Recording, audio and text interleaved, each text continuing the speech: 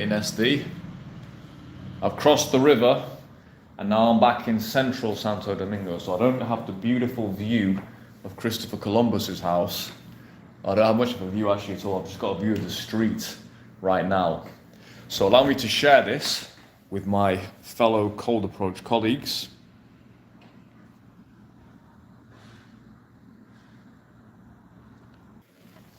So here we are, boys, back in central Santo Domingo. Let me just give you a quick update before I launch into the content of the live. So at the moment I'm living in Dominican Republic, a mysterious, scorching, sexy, bootylicious, curvaceous destination.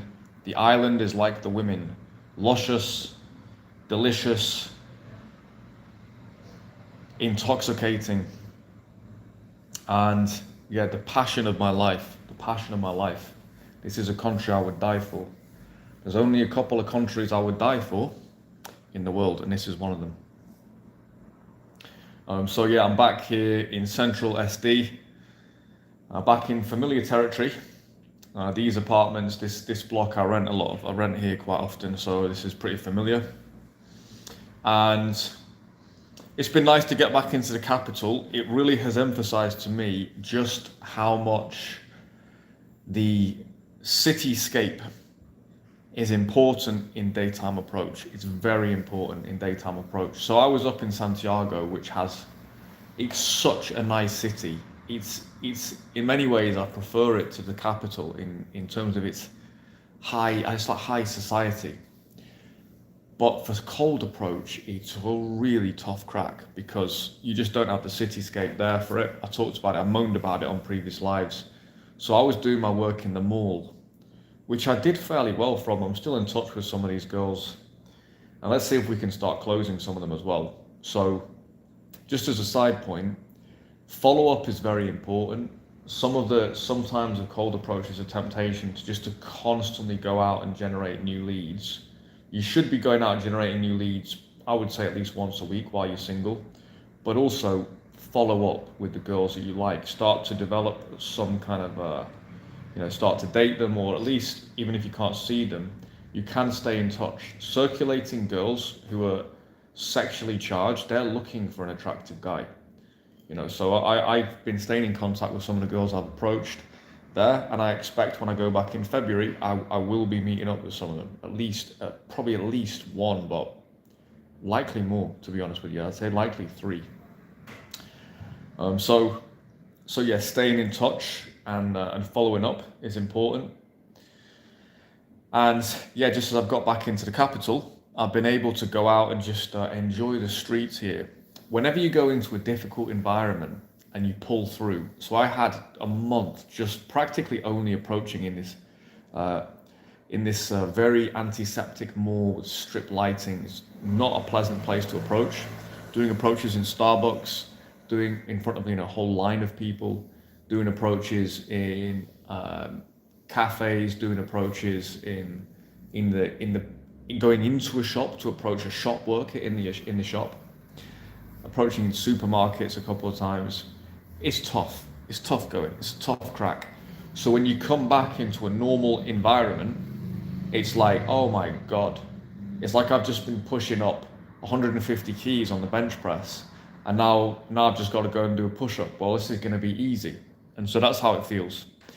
I like to do these periodic periods of extreme difficulty with approach, because it ups your game, and then you come back to normality and you're very, very cool, calm and collected. So for example, yesterday in a cafe in Santo Domingo, I opened a 3-set inside a cafe, and I closed one of the girls. She was a Miss Santo Domingo contestant. She was a finalist. She didn't win it, but she was a finalist. And I'd actually said that morning to the guys on my call in my private Cold Approach mastermind. We're talking about issues we're having, and I said, really, I want to be scaling the absolute upper echelons right now. So we're discussing tactics for that. And I said, really, I won't be satisfied fully until I've bedded Miss Universe or at least Miss Universe for a Latin American country. That is what I'm shooting for. If I'm in it to win it. And just that afternoon or that evening, I go out and I meet a Miss Santo Domingo finalist. So that's like, she wins Santo Domingo, then she goes to the national. She wins the national, she goes to Miss Universe. So pretty cool. They're all obviously hot. If you're competing in a final of a Miss city of 2 million people, you're obviously hot. She was hot. She was nice as well. So it was a good approach. And the fact is, like 3 years ago, I'd have found that quite nerve-wracking. Maybe we wouldn't have even done it because it was a 3-set. Whereas yesterday, I was just cool. I was cool, calm, and collected. I'm able to maintain relaxation in the approach. It's actually probably the biggest thing I actually focus on is relaxation now. Because if you're too stressed, and it's hard if you're an achievement-oriented guy, you've got so much testosterone, you just want to dominate everything. It's hard to bring yourself down to a relaxed state sometimes. So I focus on relaxation, and that's one of the main things I focus on now, and it's very, very effective. It's very, very effective just to keep me nice and chill and grounded. So that was a great set. So yeah, that's what's been going on these last few days. Quite polarizing in the capital. Some of these sets just absolutely smoking, like yesterday and the day before, and then some of them very polarizing reactions, which is a good thing. Ultimately, that's what we want to be doing. So that's training my brain. That is like, yeah, if you're going in hard enough, you are going to polarize, and that's good. Just to give a little bit of backdrop as to the tactics I've been considering and thinking about with leveling up to the top echelon of women now. There's a couple of tactics. Cold approach is always going to be the fundamental tactic. That's always my biggest leverage point. It's a fact I can actually go over and just be chill, hold my own with just a super attractive girl that has a lot of guys just trembling in their boots, just looking on in amazement. I can now do that, no problem. I can even do it on camera as well. So that's my biggest point of leverage. However, even with that, there's also a realization it might not be enough. It might not be enough. So can we just have some other touch points as well? Could I get another touch point with this girl where I've got the option to meet her a second and a third and a fourth time. So I've decided now I'm going to be focusing not quite as aggressively on travel the next couple of years, be more in a few places. I will still have an international lifestyle, but I'll be in a few different places as opposed to a new country every month. And the other thing as well is beginning to actually cultivate a decent and eventually top tier Instagram profile. And the reason for this is, as a traveler, that's a kind of a demonstration of lifestyle and a little bit of status and a little bit of my hobbies and a bit of a backstory to me that I can have portable with me. It's difficult when I'm in a new city in a new country. The girls don't really have any reference point for me. I'm just another guy going up to them. And as good as the approaches are, it may be enough for some girls, and it is enough for some girls, but for some it's just not quite enough. And in fact, actually, with the Miss Universe yesterday, I'd approached them outside the cafe. They were doing photos. Sorry, the Miss Santo Domingo, they were doing photos. And then after a bit, I was like, well, I can't. I was on a session. I was like, okay, I'm going to go in and have a break here. That was just a passing set. And then they came in. So actually, that was a reopen yesterday. And I actually ended up sitting with them. I wonder if they followed me in. I wouldn't be surprised if they did. I said, I'm going to the cafe here. It's really cool. And then I just sat, had my drink, and then later on went to approach them.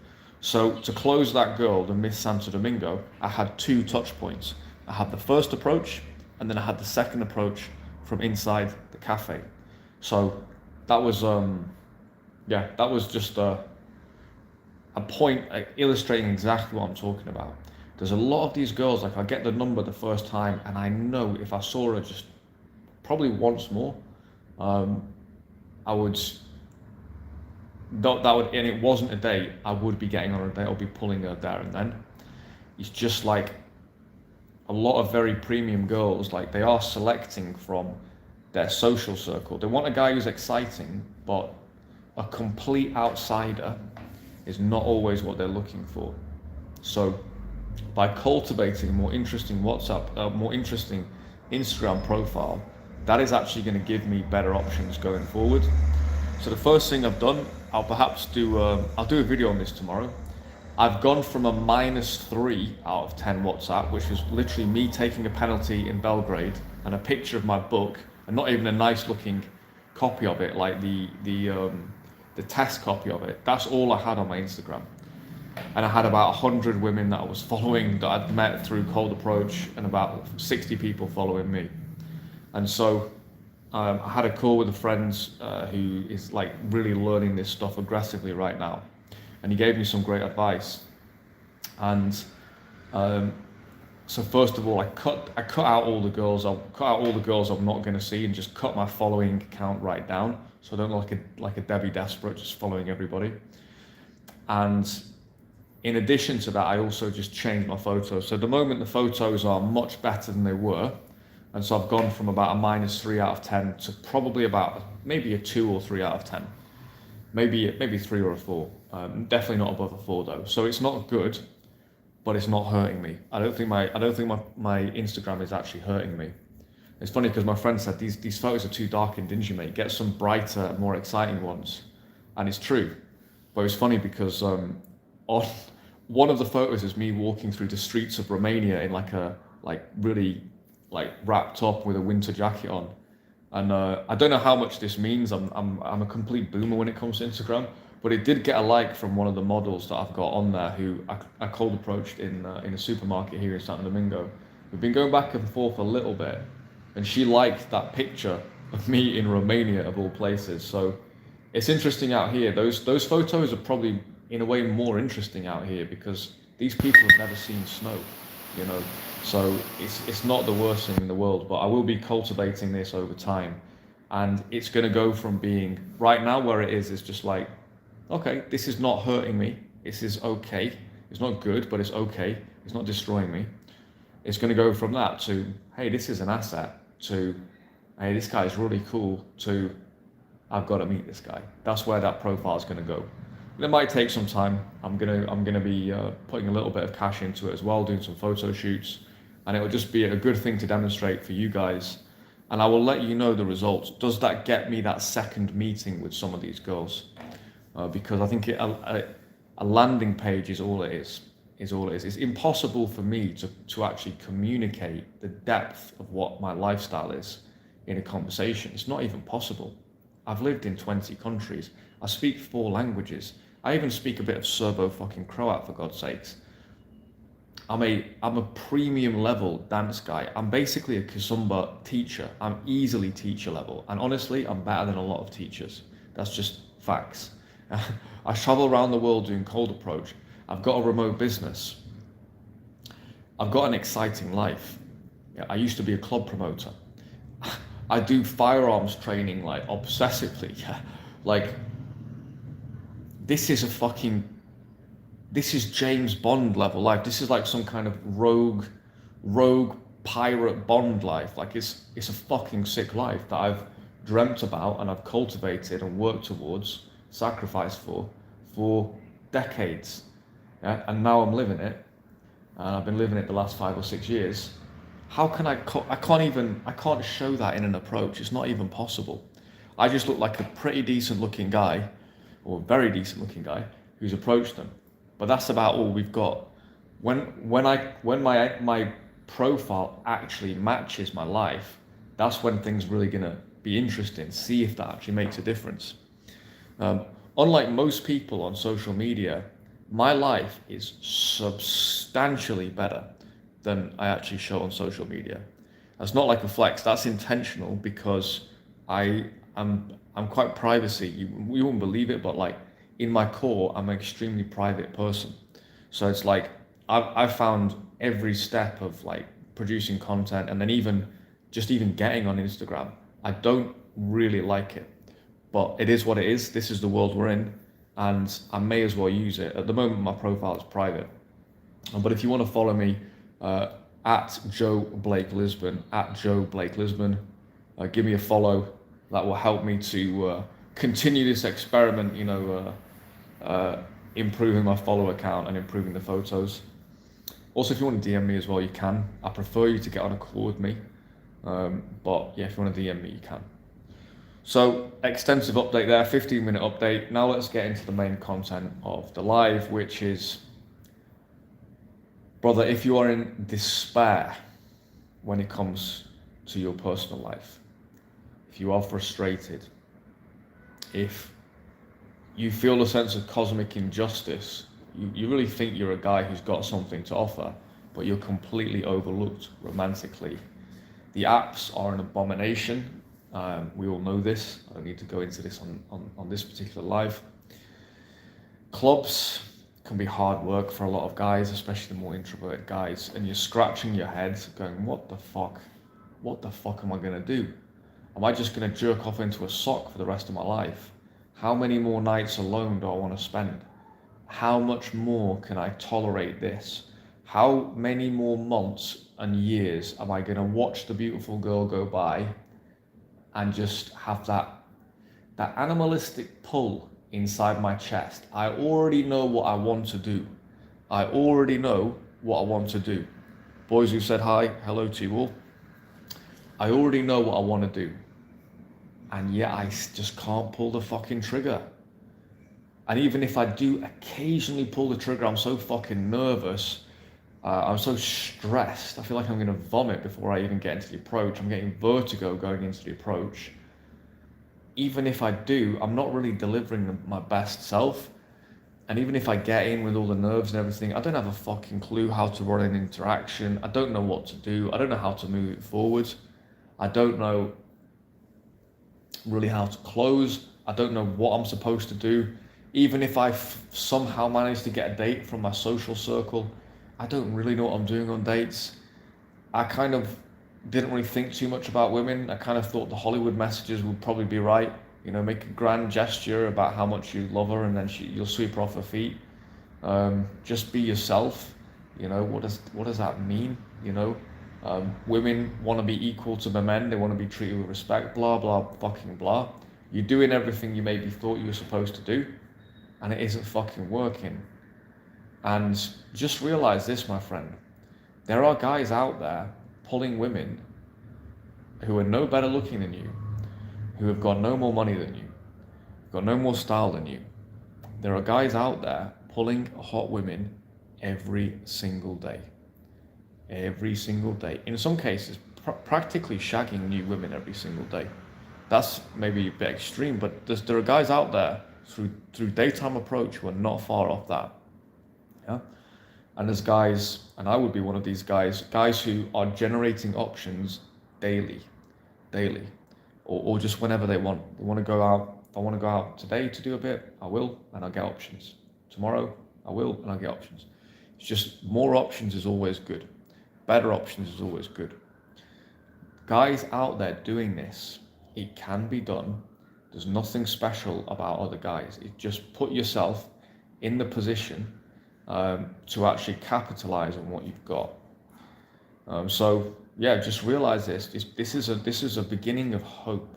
It's a beginning of hope. If you're feeling despair and you've managed to get onto this life, if you're feeling a sense of frustration, I really do want to give you a message of hope. I want to give you a message of hope. Things can change. Things do change. If you make the changes, you make the adjustments, you take the right steps, things will change. I was 37 when I came into daytime approach. I'm 40. Yeah, I am 40. Yeah, I know I look 25, but I'm 40 years old. I was 37 when I came into cold approach. I'd done thousands and thousands of approaches at night. My night game was coming out my fucking arse. I had game coming out my fucking arse before I started daytime approach. But I had no fucking clue how to apply that in the day. I had no clue at all. None at all. But I knew my life would not be complete until I learned how to do this. I knew it was fucking, people wouldn't understand it maybe, but I just knew myself. I can seduce girls on the dance floor. I can seduce them in clubs. I met even girls from apps and stuff like that, and had relationships from every scenario, from clubs, from nighttime, from dance events, from apps. Obviously, not too many of those because I don't really like apps. But the one thing that was missing was I always wondered, what if that girl that just walked by? What if she was the one? And I just sat here on the fucking park bench. What if she was the fucking one? Who knows? Who knows? And it's always pissed me off. And I started to feel frustrated by my limitation in clubs. And there are girls who, to this day, who I saw in the daytime, who I deeply, viscerally was desperate to approach. And I just looked at them like, in the words of Lady Macbeth, like the cat in the adage. It's the cat who's in prison looking at the goldfish, wanting the goldfish but can't fucking do it, can't get to the goldfish. That was me. I viscerally remember that. I remember hitting a breaking point. I even know who this. There was a girl in a coffee shop in Macedonia I really fancied. I was trying to do daytime approach there alone. As you can probably fucking imagine as a beginner, it was the Balkans, Skopje, North Macedonia. It was bastard hard, absolutely bastard hard. And I was doing all right, like I was pushing myself like insanely to get some approaches done, but I just had no fucking clue. And I deeply remember a cafe I would go to, there was a girl there who, she eyed me up from time to time as well. And I'm experienced enough to know, I know when a girl is eyeing me up a little bit. I've been doing approach since I was 15. First approach was from the club at 15. She was fucking gorgeous, like dark hair, luminous blue eyes, dark skin. She was like a Slavic, Turkic, half caste, half mixed, you know. Like, if you can imagine that. And she was just incredible, physically.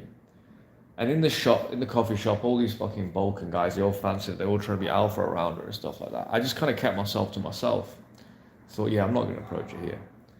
But there was one day, there was one opportunity where she was at the bus stop, or she was she was at a bus stop, and she was walking, or maybe she just walked to the bus stop, and I saw her, I was like, oh, there's the girl from the coffee shop, and I was like, I want to approach.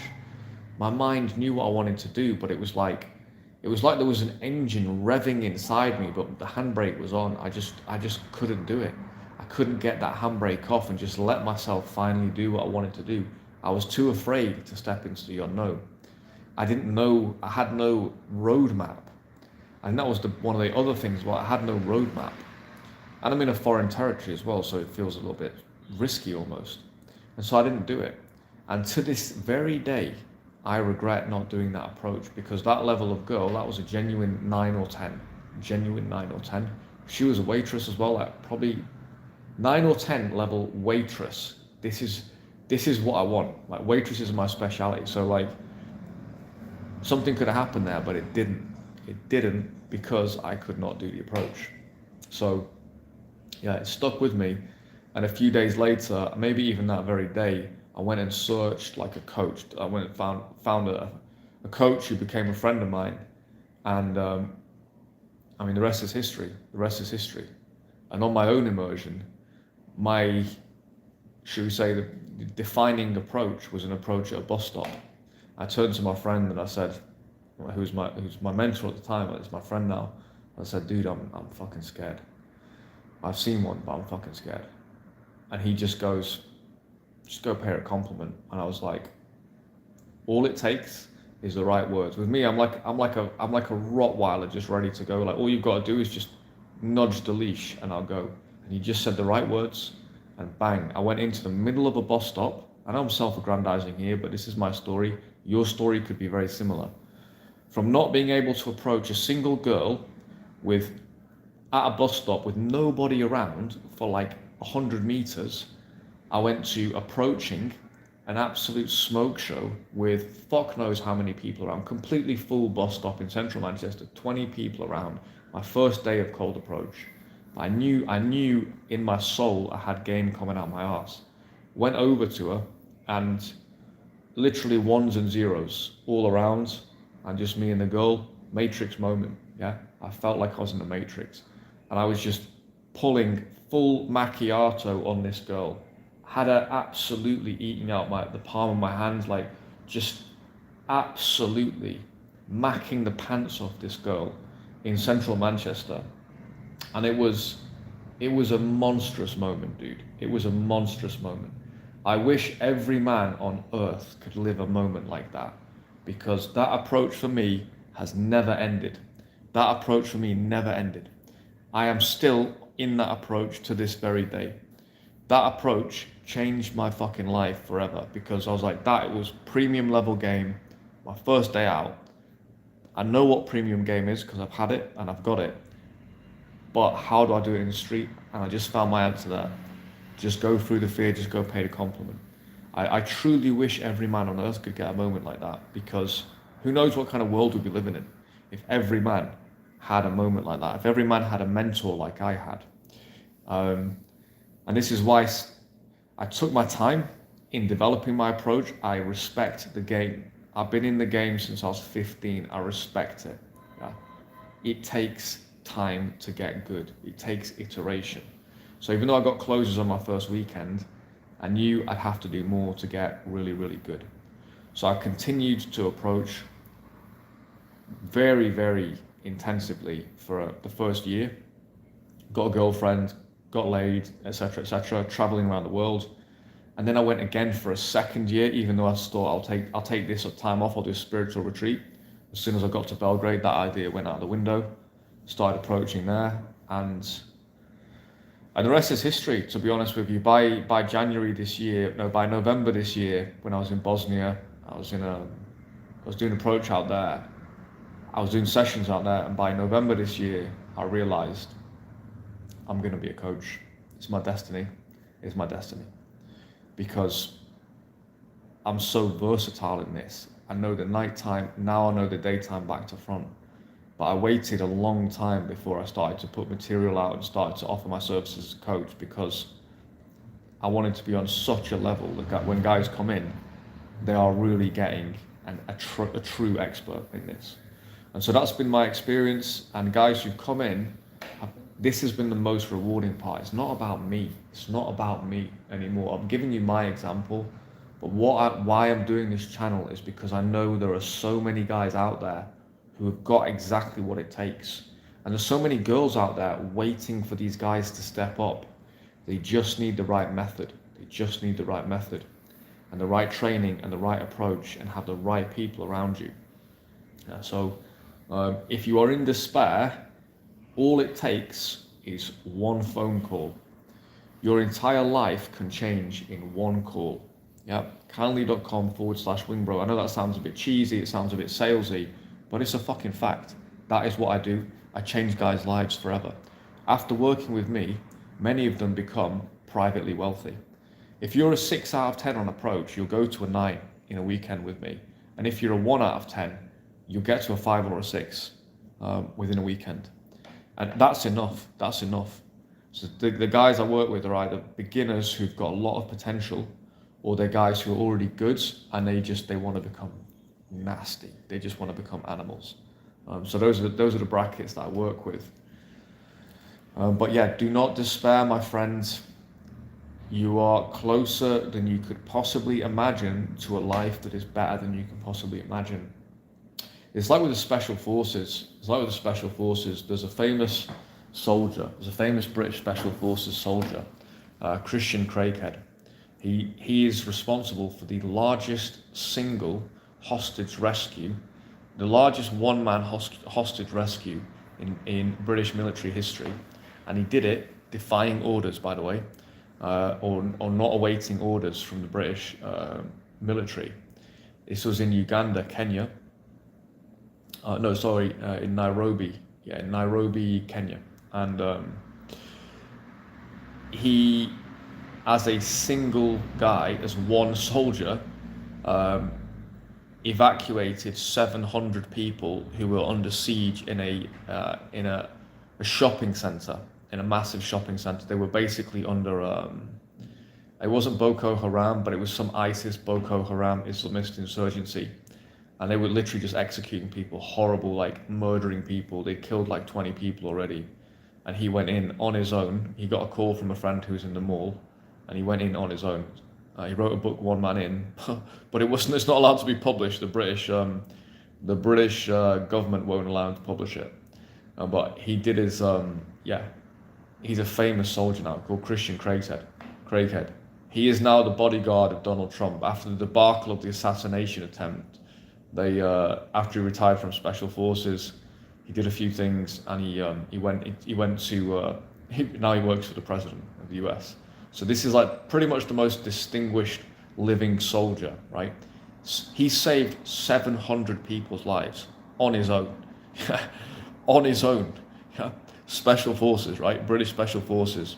He was 44 when he did that. He'd been serving in the military since he was 16, and he joined the Special Forces in his early 30s. And he failed the first time. He failed the first selection, as they call it. For whatever reason, he just failed it. It's an extremely difficult process. To even be able to go to selection is extremely difficult. The second time, and he was thinking of what happened. Maybe there was even a third time. The second time something happened to him, and so he pulled out. And normally they don't give a third thing. But the third time out, or maybe it was the second time. It was the second time.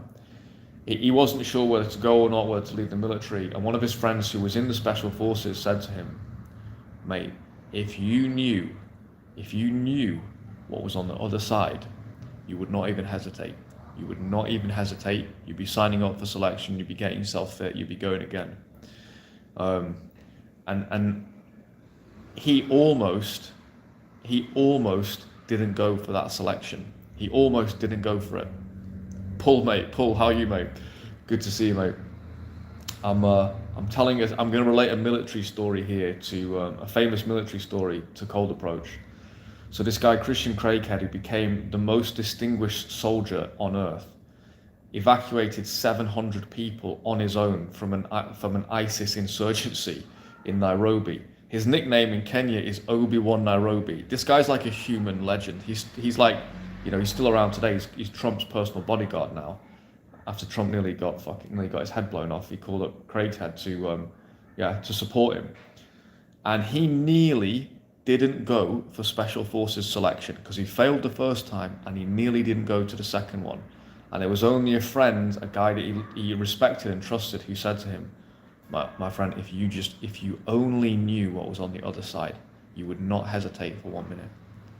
And so eventually, he goes up, he goes to selection again, he gets selection, he gets through it, and he starts the training process. It's a 6-month selection, so it's incredibly hard. And he joins one of the most elite units in the whole world, which is the British SAS. There's 5 elite units in the world, basically. There's the British SAS, there's the Americans, there's the Aussies, there's the Israelis. Those are the most elite. Those are the most elite units. So it's like an extreme honor. They're doing all the crazy, insane missions where they're going into deepest Afghanistan to get Taliban targets and all sorts of crazy shit, dude. Insane stuff. Hundreds of missions, and eventually, when he's based out in Kenya, doing a training mission, all of his training, all of his life, all came to a head. All came to one single point where, for that day, he became a true hero. Literally the definition of a hero, single-handedly evacuating an entire fucking hotel. And if he'd not gone to selection, if he'd let fear, let hesitation, let self-doubt get in the way of what deep down he wanted to do, and what thankfully his friend had given him the final push to do, not only would he not have had this incredible career, this incredible adventure that he's lived and served in the most elite unit in the world, not only that, all of those hostages would probably be dead, because he defied orders in order to go into that situation, which almost no soldier would do. But because he'd had such a hard background when he was a kid, being bullied so brutally, He'd had like maybe an even greater sense of like defending the weak than even a normal soldier. So much so that he was willing to defy orders, possibly be court-martialed and possibly be imprisoned in order to go in. So like probably any normal, even SAS person wouldn't have done it. But because he had this particular psychology, he went and he saved literally more than 700 people. Largest one-man hostage rescue ever done. And he almost didn't even apply for selection. So to bring this back to cold approach, yeah, I know it's a bit of a crazy story. We're only talking about approaching girls here, but the truth is, my friend, you don't know what's on the other side. Paul University knows what's on the other side. Yeah, the other guys that me and Paul hang out with, they know what's on the other side. The other side of this is the special forces of dating, cold approach, women, international lifestyle, the whole lot. In our group on a daily basis, guys are picking up girls easily on a daily basis with absolute consummate ease. I mean, not average girls either, like premium top tier girls, models, just all sorts, like just everything you can imagine, from, you know, the high level influencer girls to professional girls to young hot baddies, you know, the young Baddistan, that's my favorite market. It's on a daily basis. And yeah, if you're tuning into this and you see one or two of my infields, just realize that's 1/10% of what is going down. Yeah, but because I don't have the camera with me or enough, but that will be changing. And every guy who's taken that step and who commits to it, you're living in a different world afterwards, man. You're living in a different world. Our normal is like, I'll walk out into the street and I'll close a girl inside 30 seconds. That's actually normal to me. It's normal. And well, like yesterday, I closed a Miss Santo Domingo yesterday. Okay, a finalist, not the Miss Santo Domingo. I know who she is. If I see her, she's getting approached, that's for sure. And the options that we get, the relationships that we develop, the brotherhood that we've also formed, the respect I have for other guys who go through this, the respect I have for my own clients who go through this, it's a special fucking thing. You become a special breed. You become that 1 in 1,000 guy. The man who is rare amongst the rare. He's not a rare breed, he's a fucking unicorn, yeah? And so, yeah, this is who you become. And there's guys out there that I've worked with who, like, you know, they already had everything. They already had all the ingredients, and the one thing they lacked was the approach. And I mean, I love working with those guys because it's like, once they get that, it's like, okay, here we go.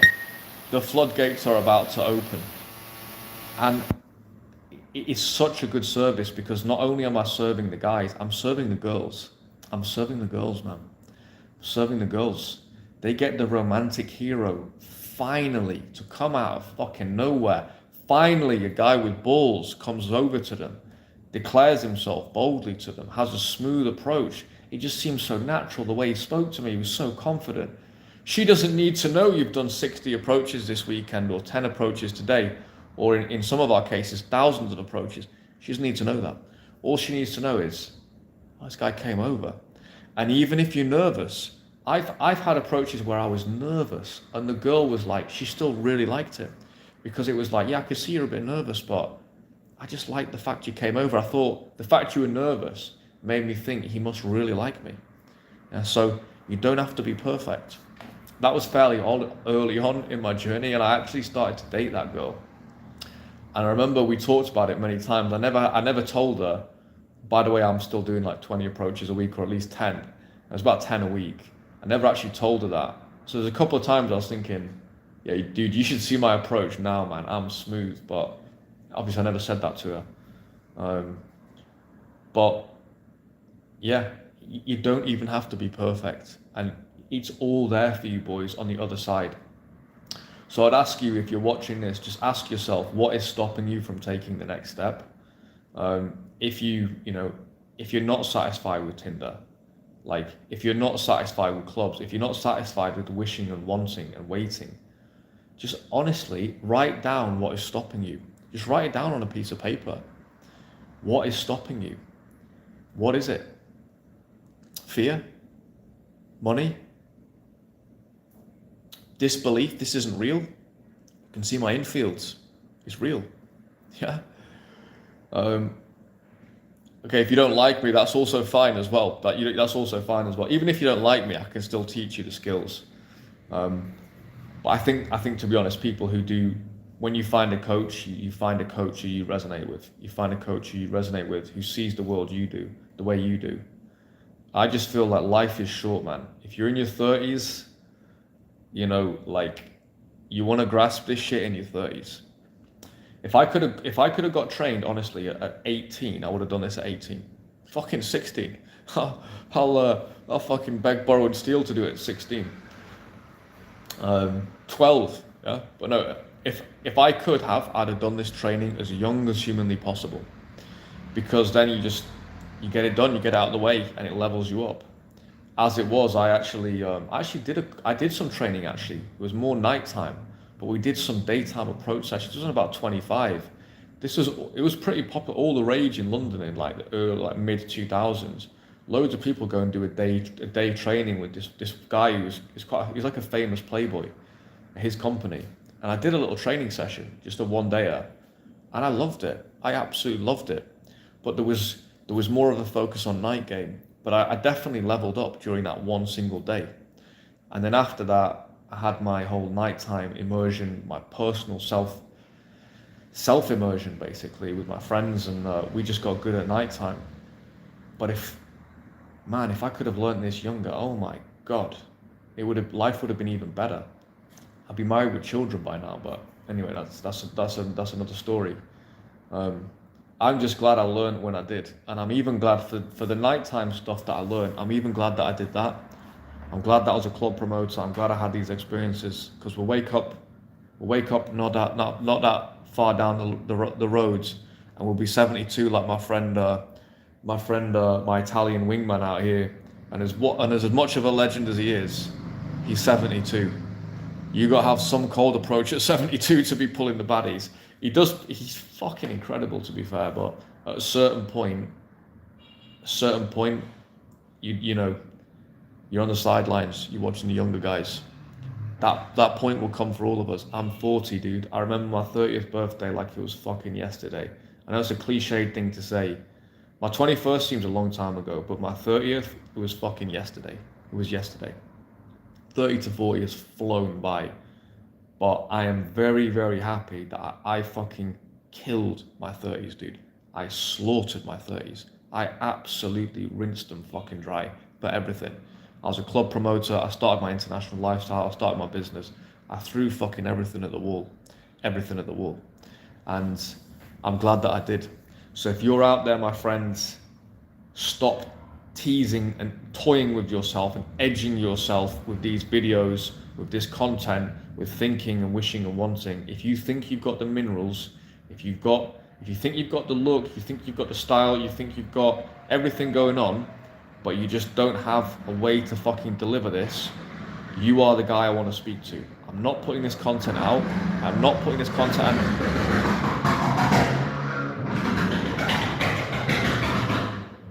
Chinese motorbikes.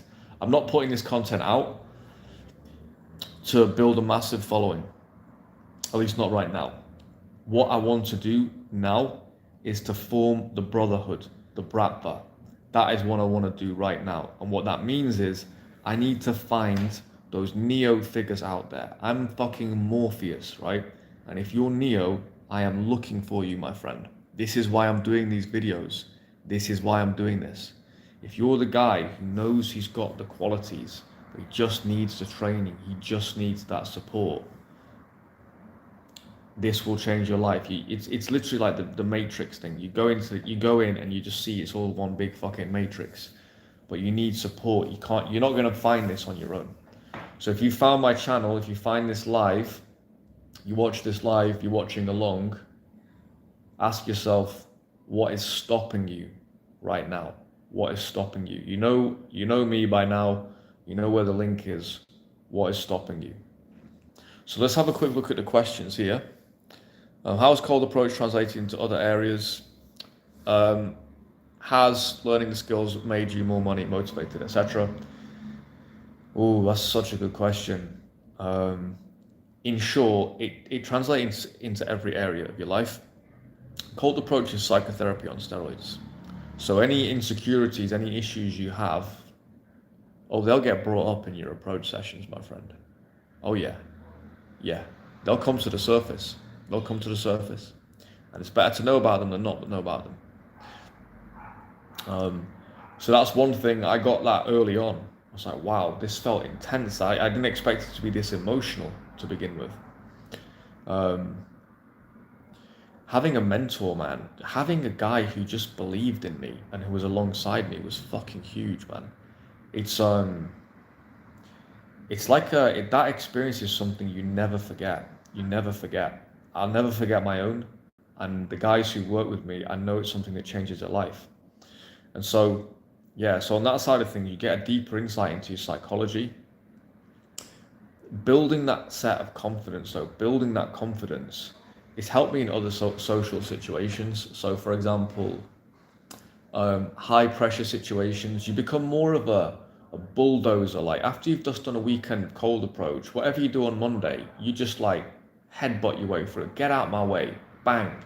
Oh, this is not happening. Well, let's call these people. Let's see what's going on. You're just more aggressive, basically. You go for what you want and you don't accept.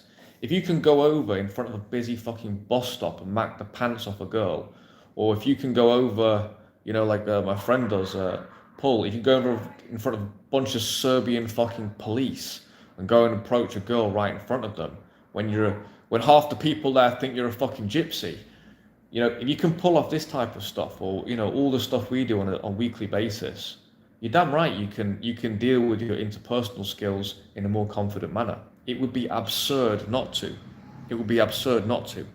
It's like if I can lift 150 keys on the bench press, can I do a push-up? Yeah, I can. Easy. So the social side of things has been huge. More money, that's actually been more through the group that I'm part of. We've talked a lot of business because we're also, I think I'm realizing entrepreneurship, business orientation, or at least advancement, material advancement, and then game and women and so on, they kind of go hand in hand. The types of guys who are attracted in are the go-getters, the guys who want to go in there, do the unthinkable. And so, yes, I have made more money since cold approach, since that immersion. I've made more money, and I don't know if that's directly due to, money's a different thing. I don't know if that's directly due towards the cold approach though. I don't work in sales. Guys who work in sales, it's just ridiculous. For cold approach is like the best sales training ever. So guys who work in sales, they definitely make more cash. My business is like more, it's a different type of business, a bit more strategic in a way, what I've had to do. But yeah, I have made more money. So that's been a side thing. Other things I've done as well, being part of an accountability group has helped me just nail a couple of things down. So like my book, for example, Blood and Bronze, get it on Amazon, Blood and Bronze by Joseph Blake. That will be available on my website as well. This is a side point. That's another thing I did in my 30s. When I say I caned my 30s, bro, I burnt it to the fucking ground, on like every level possible. And this is what happens when you don't drink much alcohol. My solution of how I do everything is just don't drink. There you go. You've got 20 hours more per week of focused work. So I can go work on a Saturday on my book after I've finished all my other work. Every single Saturday for 7 years.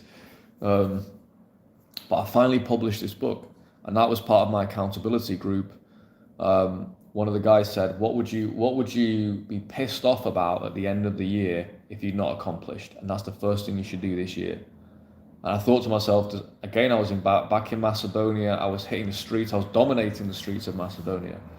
But I thought to myself, You know what? Even before Wingbro, even before this, before anything else, even before money, the thing I need to do is finish that fucking book.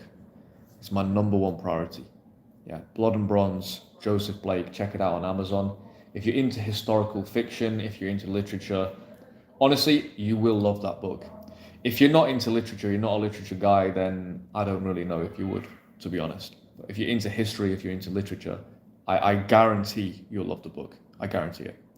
Um, I've had such a good review from a guy I know who was he's an English graduate and he actually got the top mark in the UK in his English GCSE, which is like an exam in the UK. He was the number one student out of 400,000 students who took the exam. He was the number one. So this guy is an absolute literature guy, like through and through since he was a child. His house is just full of books, and he loved it. He loved it. It's about 160 pages or something. So he's quite a fast reader. He read it. He said when he was like waiting in hospital for like 4 hours for something, and he didn't tell me that he bought it. He could have just given it a silent death. God, what a piece of shit that was. But he fucking loved it. So that one bit of approbation there, I know that I've got something with that book.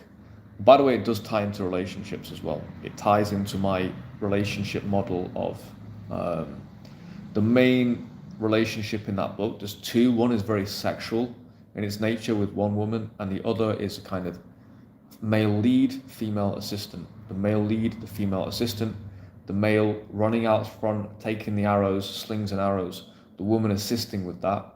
That is the most satisfying dynamic for, should we say, most men, or certainly the alpha male and the kind of alpha female.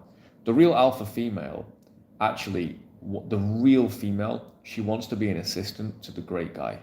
That's what she wants. All these fake alpha males, they're just retarded children. It's just bullshit. It's not real. Like, I'm talking about the girls here.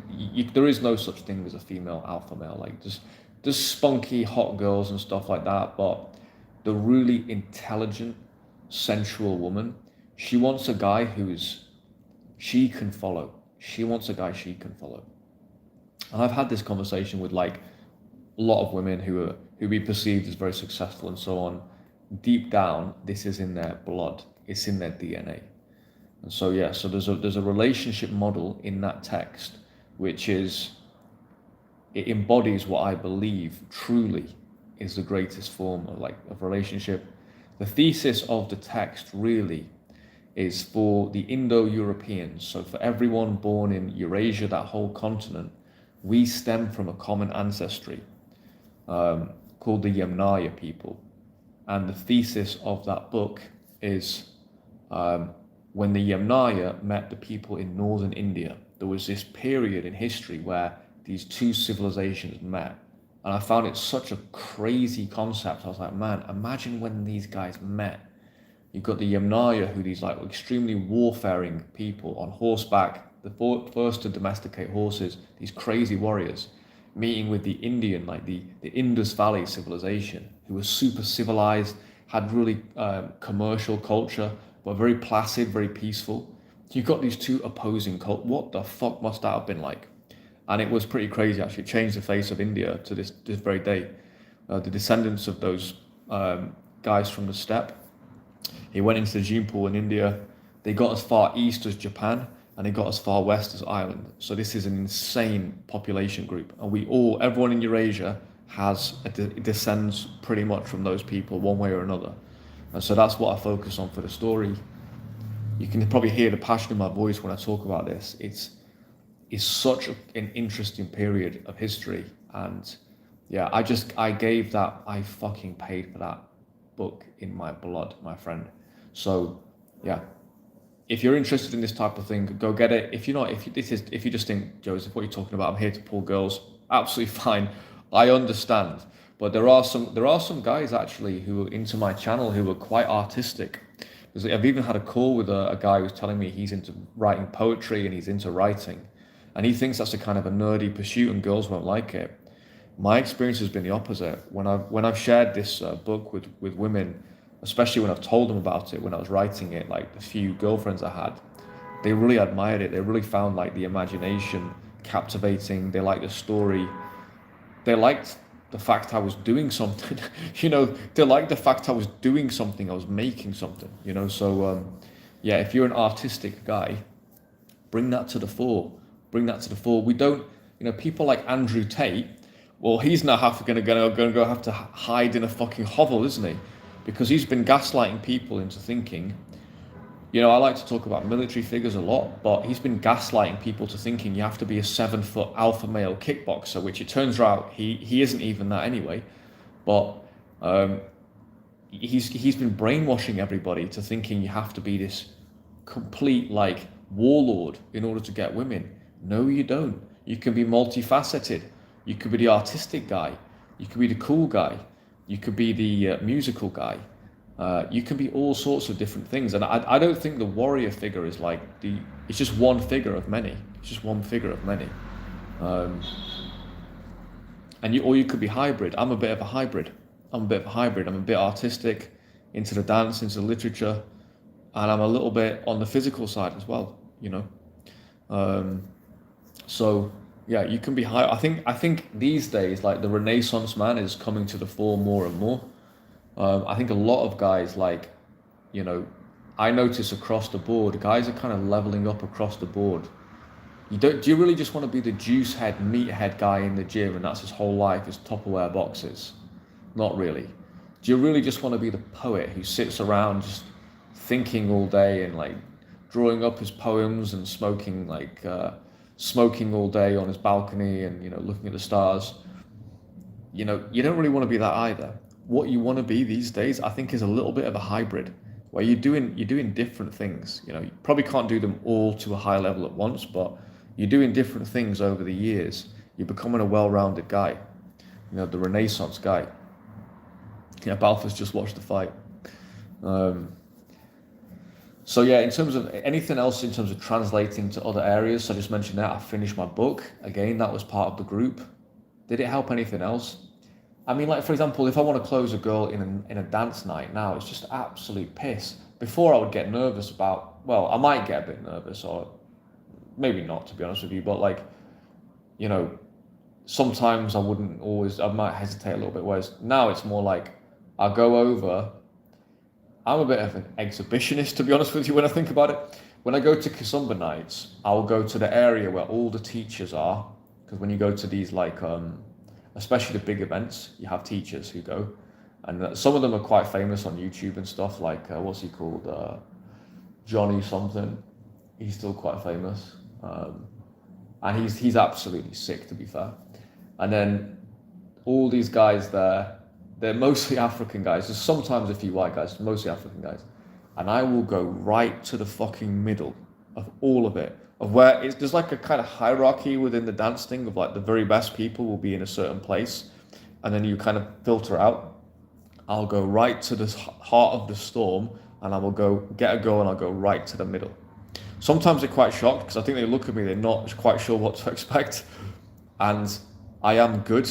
I am really fucking good, Kizomba. So I'm not as good as the best teachers in the world, but I definitely have my style. Like I can go and dance alongside them, and I'm not completely like embarrassing myself. And yeah, with that extra set of balls with cold approach, now it's just like I make a point of doing that. I don't go to clubs that much, but now in clubs, if I go to clubs, I will go over to the hottest girl in the club first. That's my first move. Yeah, first move number one.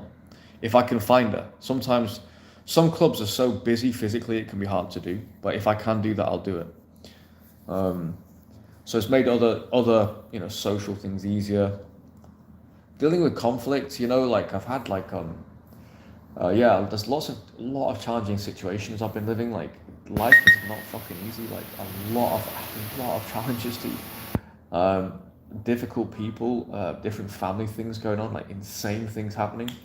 And yeah, I do think approach has leveled me up. It's because I'm doing it so often. It's like I'm seasoned in that. I'm almost deadened to it. So like, of course, it helps with other things. Is there anything else? it also provokes a greater level of self-examination where you have to really get honest with yourself, because in cold approach you will face your fears, and I don't care how much of an alpha male you are, or how much of a smooth guy you are, or how intelligent you are, whatever, you will face fears in daytime approach. You just will. And you have to have humility and it does humble you. It makes you realize, it brings your own humanity to the fore, and you become a little bit more self-introspective about, wow, why did I feel that? I felt so tense in that approach, or wow, I felt amazing just then. You become a little bit more analytical about yourself, and you've seen it on videos in my channel last year when I was in Serbia. I was kind of going through a process of self-examination, and I realized, like, fuck, there's some stuff in my psychology, man, which I wasn't even fully aware of, which is it's not really good, to be honest. It's not stuff that I wanted. It's not stuff that I want to be there. I understand myself. I understand the reason why it's there. But there's stuff for me to work on outside of approach. And would I have really found it? Would I have found out so much of myself, about myself, had I not done this social sparring, this social Spartan regime that we all run, that Balthus, that Poole University and myself all run? Probably not. So guys who do cold approach to a high level, they do tend to have like a level of sensitivity and self-awareness. And yeah, this translates into coaching as well. Translates into coaching. It's not just the skills, it's understanding, like, we've all been through the same thing. And then obviously lastly, my last point here is I wouldn't be making content if I hadn't done cold approach. I wouldn't be making any content at all. I wouldn't make content about, no, I just wouldn't be making any, full stop. I would still be doing what I'm doing, still mildly frustrated that I felt that there was so much more inside me. I just needed some kind of a vehicle to start to deliver that to the world. So I wouldn't be making cold approach. I wouldn't be making content at all. So that's another thing. And then obviously coaching as well, realizing what this can do for guys. You know, I have the key, my friends. I can set you free from your fucking chains. It's up to you to then go out and, run out into the world. But I have the key. I can set you free. And the end game with this is to become privately wealthy. Any given day, you can go out and generate options.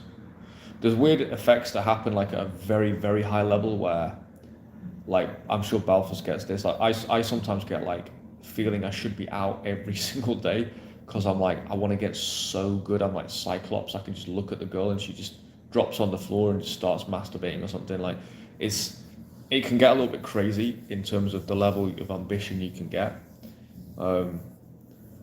But yeah, just to illustrate, final illustration, 3 years ago, I couldn't even cold approach a girl at a bus stop in Macedonia. She's on her fucking own. Now I'm going to, like, totally insane level girls. Insane level girls in Dominican, in Serbia, and closing them left, right, and center, getting plenty of no thank yous as well, but that's all part of the process. But fundamentally, I'm winning on, like, in the approach daily. Dude, with like 21-year-old girls, I'm 40. So I am a case study of what can be done for a guy who's in his 30s or 40s. I am it. If you're in your 30s or 40s and you think it's game over, I'm a living proof that it's not. I fucking closed it like I don't even know how old she was, probably about 21 yesterday. Miss Santo Domingo finalist. And I said that very morning, I want to start moving into Miss Universe territory. I literally said it the same morning in the meeting. Guys, it's all there for you. So boys, been an intensive live. I'm dropping all these bombs for you every day, boys. I will be until the end of the year. And yeah, if you haven't taken action already, my honest question would be, why not write it down? And does your answer make fucking sense? Write it down and stare. Why am I alone? Why am I not doing something about it? Right now, like, there are people out there who can help me. Joseph is one of those people. There's a few select people out there who can help. Unfortunately, there are some not so great people out there, but if you happen to come across this channel, you can see the proof on my channel and you'll be seeing an infinite amount more, but you can already see the proof. I have a full-time business, so I'm working in that. So this isn't full-time yet. The quality is easily good enough to be full-time, but the infrastructure is not there yet. So that'll be being built out over the next few months. And yeah, basically, if you want to get in, now's the fucking time. Now's the time, because a year from now, you might not be able to get in. You might not be able to get in. The value of this skill, we're talking about your DNA, man. Do you want your DNA to reproduce with an attractive woman? Yay or nay? Do you want it to reproduce? Yay or nay? Do you want to be sexually satisfied? Yeah. Do you want to have the beautiful buxom babe just fucking bouncing her batty? Listen to the alliteration here. Bouncing her batty on your crotch. Yeah. Do you want to have the nice, just scent of her against you? Yeah. Whatever your fantasy girl is, the blonde with the blue eyes, the fair skin, the dark, sultry girl, whatever your thing is, they are there in their millions. The odds are in your favor, but you've got to know what the fuck to do, boys. Guys, I will leave it there, but just ask yourself this question. If you haven't taken action yet, why the fuck not? What is stopping you? Write it down, stare at it, and think, well, is that even is this objection justified? Is it justified? This is Wing Bros. Good to see you guys. I'll catch you again tomorrow. Peace.